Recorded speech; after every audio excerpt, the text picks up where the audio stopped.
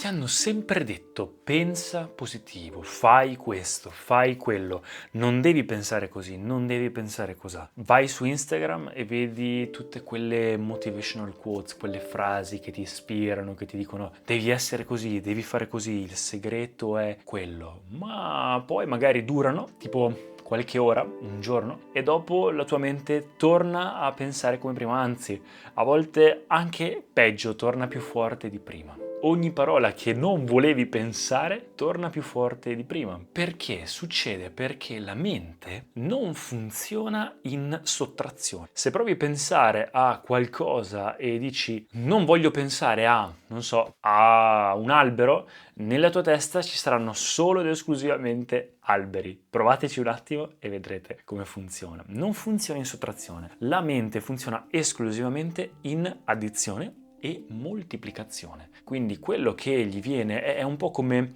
una banca dati che prende informazioni, impressioni dall'esterno, data dai nostri cinque sensi, e non fa altro che continuare a elaborare, rielaborare e rielaborare. Per quello il yoga non si dà così tanta importanza alla mente, anche perché noi per mente, noi occidentali per mente intendiamo tutto, intendiamo le emozioni, intendiamo l'intelletto, intendiamo l'intelligenza, intendiamo il subconscio, il conscio, l'inconscio. In yoga la mente in realtà è, diciamo, esclusivamente quello che sarebbe definito intelletto, quindi ovvero il prendere dati, elaborarli e creare qualcosa, quindi il pensiero. E che cos'è altro l'elaborazione dati se non una ripetizione costante di quello che è successo nel passato? Quindi non puoi in realtà portare a creare tante cose nuove se continui a lavorare con cose del passato, con impressioni che hai avuto, anche perché puoi studiare all'infinito, ma le impressioni che puoi avere in una vita sono comunque abbastanza e sempre limitate da un punto di vista esteriore, quindi non si dà mai tanta importanza nella spiritualità alla mente per quello. Quindi la mente funziona in moltiplicazione e addizione, quindi l'idea di pensare positivo è mentire a se stessi. Piano pensare positivo in realtà sarebbe la soluzione, perché in realtà se uno riesce a pensare in qualche modo positivamente, non solo si rende utile a se stesso e agli altri, ma è anche il modo più felice di vivere. Se io posso scegliere di essere felice o non essere felice, di pensare positivo o pensare negativo, ovviamente se potessi scegliere, sceglierei di pensare positivo, quindi di stare bene, di essere contento, di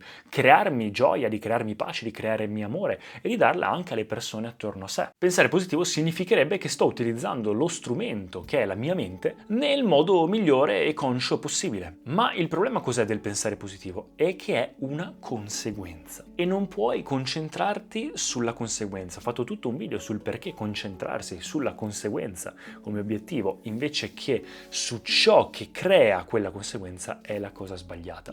Ve lo lascio in descrizione. Non devi concentrarti sul pensare positivo perché praticamente menti a te stesso e finisce subito, anzi puoi rischiare di farti ancora peggio, in inglese si chiama gaslight, ma devi concentrarti sullo stare bene, devi concentrarti sul creare quella situazione che ti rende automatico e naturale rispondere in modo positivo alle circostanze esterne. Più che evitare di pensare in modo negativo o cercare di pensare in modo positivo, è più un capire quando utilizzare la mente e quando no, e di non utilizzarla quando non serve in modo inappropriato, perché la maggior parte delle persone sta male non per qualcosa che è successo, ma per come risponde a quella cosa. Quindi cose che ti crei tu, situazioni, pensieri che ti crei tu. Quindi sono situazioni autocreate, sono dolori autocreati, sono cose che, diciamo, ti sei creato tu interferendo con la tua mente, con la tua situazione, che magari saresti tranquillo, ma per qualche motivo interferisci e quindi vai a crearti dei pensieri per vari motivi autosabotanti o cose che ti fanno star male. Quindi almeno, se non pensare positivo, almeno smettere di farti del male e smettere di autocrearti problemi e di interferire con la mente. Perché? Perché bisogna ricordare che dalla circostanza esterna il tuo pensiero è il modo in cui rispondi a quella circostanza. Il modo di pensare crea un'emozione, l'emozione crea un'azione, l'azione crea un risultato. Quindi se il risultato non ti piace, Perché è negativo? Perché ti fa star male? Perché è inconscio? Probabilmente è perché il pensiero, dato da il modo in cui rispondi a quella cosa, è inconscio, è negativo e non ti fa stare bene. Quindi spesso tu dici sì, ma io voglio che sia positivo, ok, ma se comunque non lo fai anche volendolo, è perché reagisci invece che rispondere. Non sei conscio di quello che sta accadendo. Se fossimo consci di tutto quello che facciamo da un punto di vista mentale, fisico, emotivo, avremo il 100% del controllo sulla nostra vita. E diciamo che ci vuole una bella maestria per farlo. La meditazione e le pratiche interiori servono a quello, per diventare, per svegliarsi. Il risveglio spirituale significa quello, svegliarsi da una situazione di inconscio, di essere inconsapevoli, di essere è un po' come l'idea di essere addormentati, al diventare consci, quindi al scegliere di per sé. Quando prendi in mano la tua vita, si chiama il tuo karma, la tua memoria, è un po' se invece di essere, diciamo, trasportato qua e là dal mondo, dalle circostanze esterne, rispondi te in modo consapevole sulle cose e quindi è come se ti formassi la tua vita e ti crei il tuo destino in autonomia, lo fai in modo autonomo, che è un po' tutto l'insegnamento del Bhagavad Gita, dello yoga, di Krishnamurti, è un po' tutto l'insegnamento del Buddha, è un po' l'insegnamento di tutte le pratiche spirituali. Quando fai meditazione non fai altro che fare questo. Quindi come si fa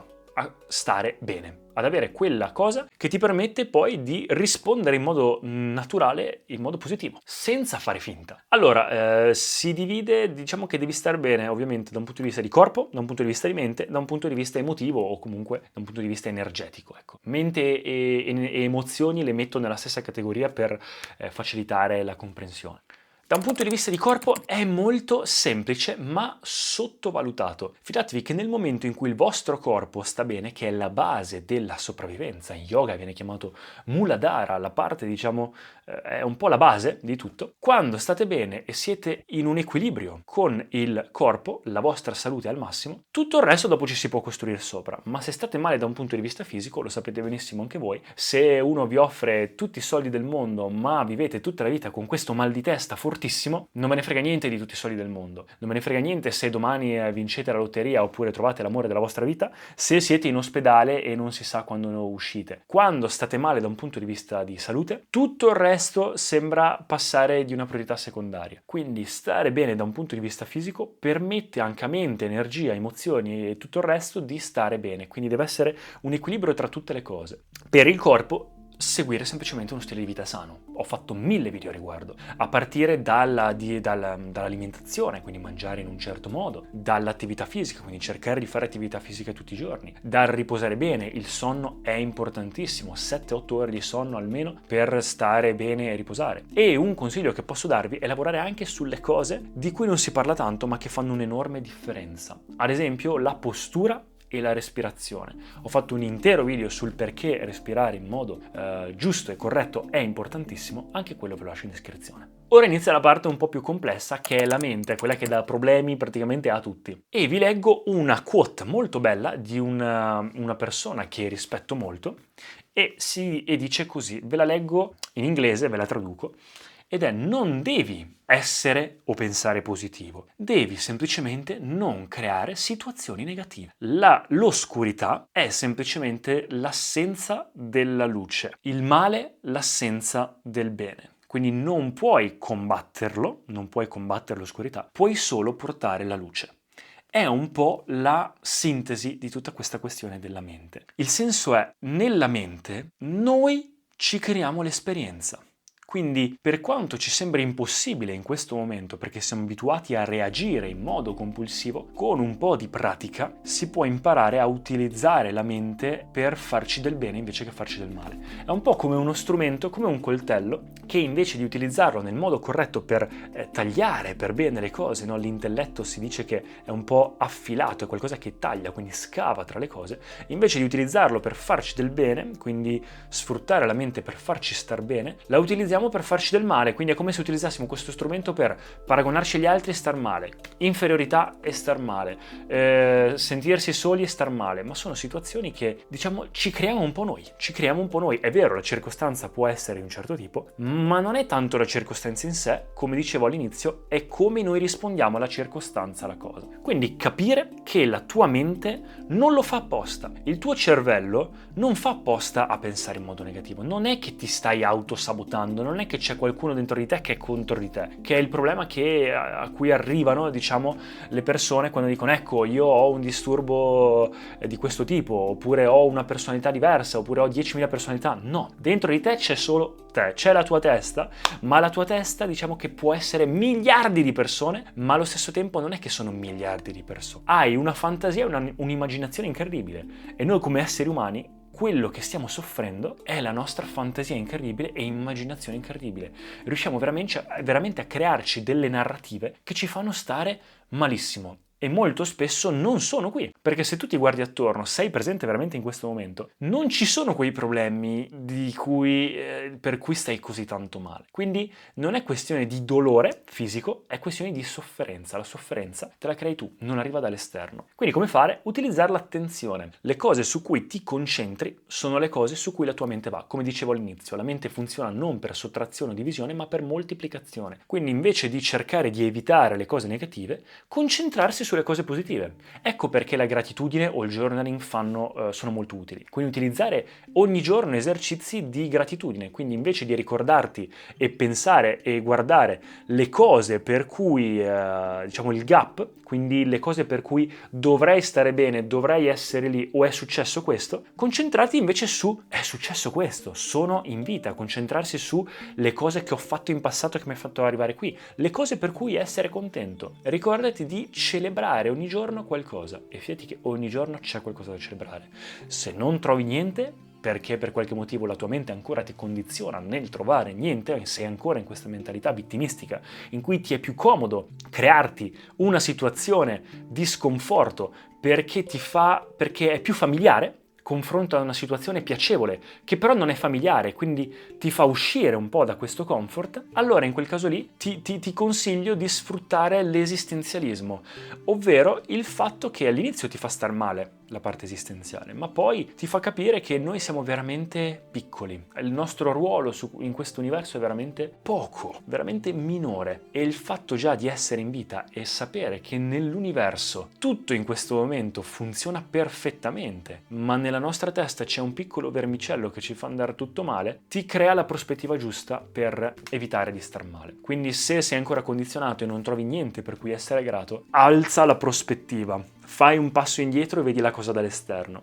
Se esci e vedi i tuoi pensieri e vedi le cose dall'alto, vuol dire che sei fuori dai tuoi pensieri. Ed è il primo passo per diventare consapevole dei tuoi pensieri. La meditazione serve a quello. Quando mediti, crei proprio una distanza tra te e le tue accumulazioni, quindi tra te e il tuo corpo, tra te e la tua mente. Quindi allenarsi a rispondere in modo positivo, ma più che in modo positivo, in modo conscio. Perché se tu fossi conscio di come stai rispondendo alle cose, in automatico sceglieresti per te la cosa che ti fa star meglio. Il problema cos'è? Il problema è che in questo momento la cosa che ti fa star meglio, molto probabilmente siccome non lo fai in modo conscio, è la cosa che ti fa star fermo qui e ti fa star male, perché la conosci. Quindi c'è un libro che vi consiglio molto, si chiama The Courage to be Disliked, che è un po' basato sulla psicanalisi di Adler, e parla proprio di questo coraggio che serve per uscire da una situazione di questo tipo. Parla del complesso di inferiorità, del complesso di superiorità, e il fatto che molto spesso il nostro obiettivo sembra quello di volerci far star bene, ma il nostro cervello non ci vuole far star bene e quindi ci crea un po' in automatico delle situazioni, delle scuse o anche dei sintomi per farci stare qui, perché si sta meglio, diciamo che il cervello è basato sulla sopravvivenza, quindi ci vuole far sopravvivere, e stare in una situazione diversa in cui ci vuole un po' di coraggio per andarci non è sopravvivere, perché è una situazione che non conosciamo e spesso la mente, il nostro cervello preferisce farci stare in un inferno familiare piuttosto che in un paradiso che non conosciamo.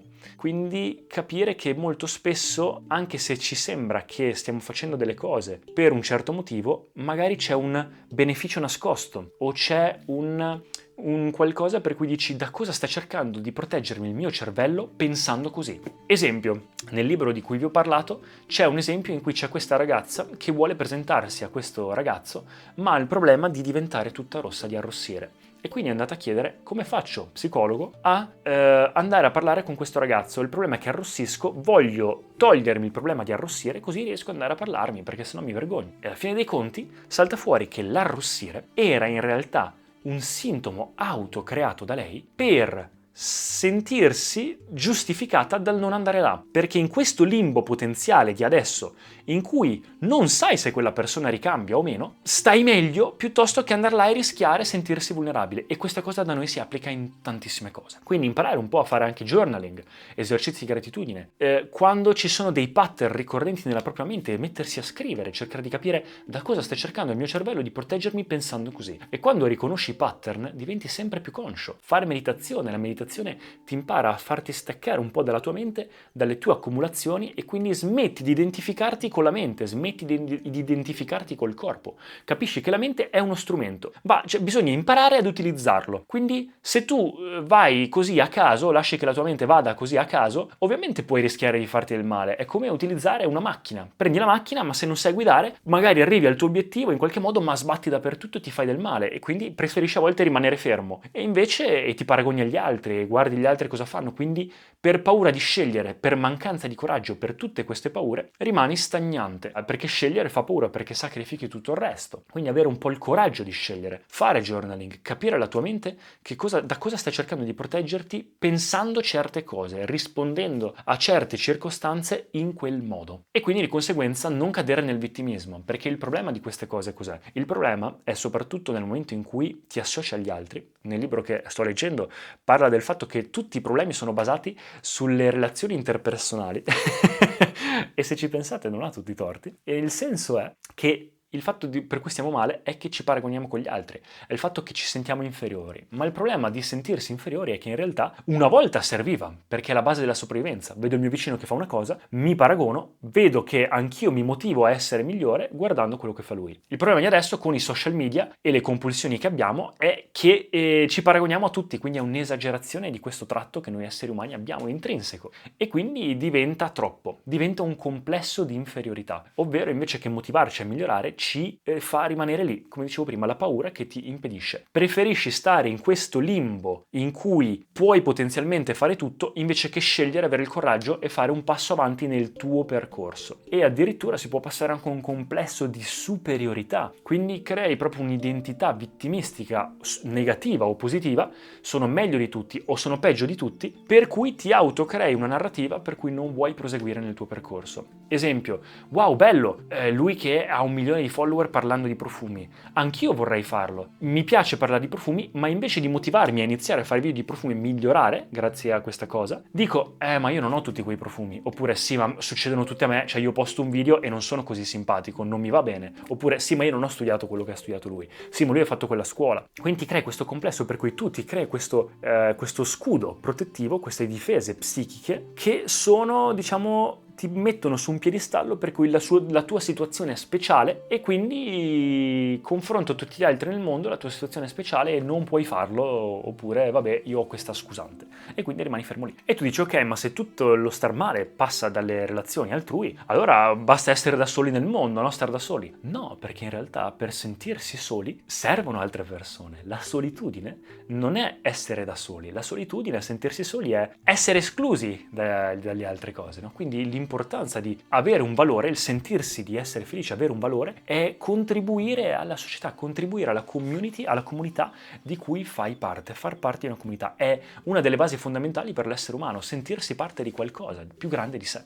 Ma come si fa quindi? Bisogna smettere di, come dice il Buddha, smettere di avere aspettative. Quello che è voluto, che non vuole niente, è voluto da tutto. Ok, ma come fare? Con la separazione dei compiti. Quando capisci che tu puoi portare un cavallo al fiume, ma non puoi obbligarlo a bere, capisci come funzionano le relazioni con gli altri e quindi automaticamente nella tua mente smetti di crearti queste narrative di paragone, inferiorità, superiorità, eccetera. Capisci che puoi fare tutto quello che vuoi, ma il compito di piacere agli altri è compito loro, non è compito tuo, cioè capire dov'è che hai il controllo e dove non puoi farci niente. Tu puoi fare tutto quello che vuoi, ma non puoi obbligare qualcuno a piacerti, a essere piaciuto da quella persona, a capire fin dove arrivi, fin dove arriva il tuo limite, fin dove puoi controllare, capire che nella tua sfera tu puoi controllare come tu rispondi, ma non è compito tuo interferire nella vita degli altri. Puoi incoraggiare gli altri, puoi aiutare,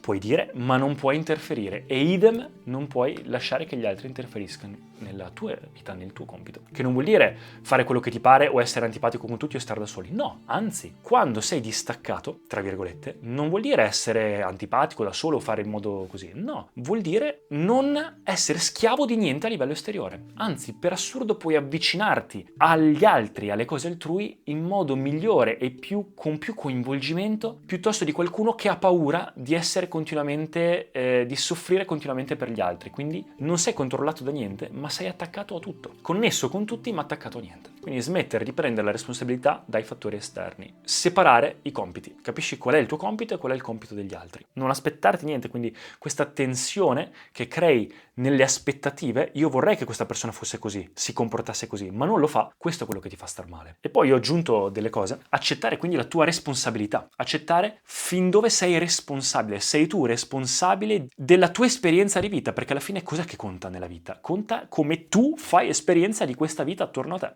e quindi puoi scegliere tu. Sii aperto alle regole esterne attorno a te, quindi sii aperto ad imparare, ad ascoltare e a essere proprio proattivo nell'ascoltare le cose e a ricevere, invece che voler tu far vedere alla vita e agli altri, a Dio, come essere qualcosa. No, gli altri sono come devono essere, il tuo compito non è quello è il loro compito. Praticare la presenza, capire che nella mente tutto è gonfiato. La tua mente funziona in moltiplicazione, quindi qualsiasi piccolo problema viene esagerato, ma non devi giudicare la mente o evitarla per questo. Capisci che è uno strumento pazzesco, ma a volte va utilizzata, a volte no. E utilizzala nel modo che ti fa star bene, non che ti fa star male. Non interferire nei compiti altrui, accetta gli altri come sono e non per come li vorresti, e abbi il coraggio di scegliere, come vi dicevo. A volte è solo questione di avere un po' di coraggio, capire che è giusto un po' l'inferiorità, come dicevo nel video precedente, ma il complesso di inferiorità ti paragona. Quindi occhio anche a tutte quelle cose che vi possono far diventare, fare un passo in meno, invece di trascendere la mente e utilizzarla nel modo corretto, vi fanno fare un passo indietro, perché la linea è lì. Sembra sempre che tipo l'alcol o le droghe, le cose che vi alterano o i social media eccetera vi fanno star bene. In realtà vi fanno fare un passo indietro, perché immaginate, la mente è qua. Se voi vi alterate, è vero, siete magari in pace, ma anche se vi tolgono metà cervello siete in pace. Tornate un po' alla versione animale, che sì, vi fa star bene, ma non è un passo avanti nell'evoluzione. Come dice Eckhart Tolle nel Nuovo Mondo, un libro bellissimo che ha scritto, è invece imparare a utilizzare la mente e trascendere il pensiero, non facendosi controllare da esso, che si arriva a quello che viene chiamato il divino. Quindi la meditazione serve un po' come ponte per questa cosa, diventare consapevoli invece che alterarsi, e quindi fare attenzione a queste cose, fare attenzione alle cose che ti rendono compulsivo, la pornografia, il soft porn, i social media, quindi questo uso costante dei social che ti fanno entrare in una situazione di paragone con gli altri e nel tutto, quindi togliersi anche da questi ambienti che ti impediscono di star bene da un punto di vista fisico, mentale, emotivo, eccetera, e mettersi invece in una situazione che ti aiuta in questa cosa, essere sempre disposti a imparare, capire che l'importanza della tua mente, che la tua mente controlla tante cose, quindi è un po' come un giardino che devi imparare a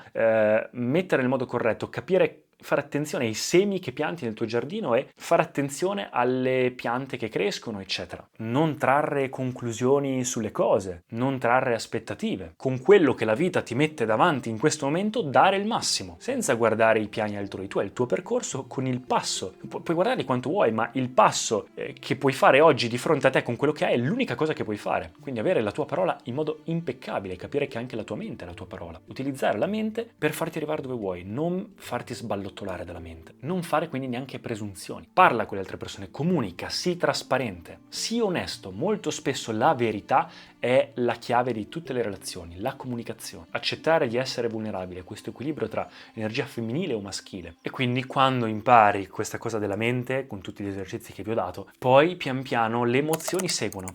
Quindi le emozioni è fatto, è come impari a gestire la mente, le emozioni seguono. E per quanto riguarda invece l'energia, se lavorate sull'energia, potenzialmente mente e corpo seguono. Quindi per quello che tanti yogi, tanti saggi in passato, invece che concentrarsi sulla psicanalisi, sul capire la tua mente come funziona, eccetera, andavano alla radice del problema, dicevano io controllando l'energia, controllando il prana, prana, yama, controllo mente e corpo. Quindi senza sapere benissimo neanche a volte esattamente il perché delle cose, diciamo che andavano alla radice del problema e invece di lavorare sul fiume e come farlo diventare più grosso, andavano alla sorgente e toglievano il sassolino che non faceva fluire l'acqua.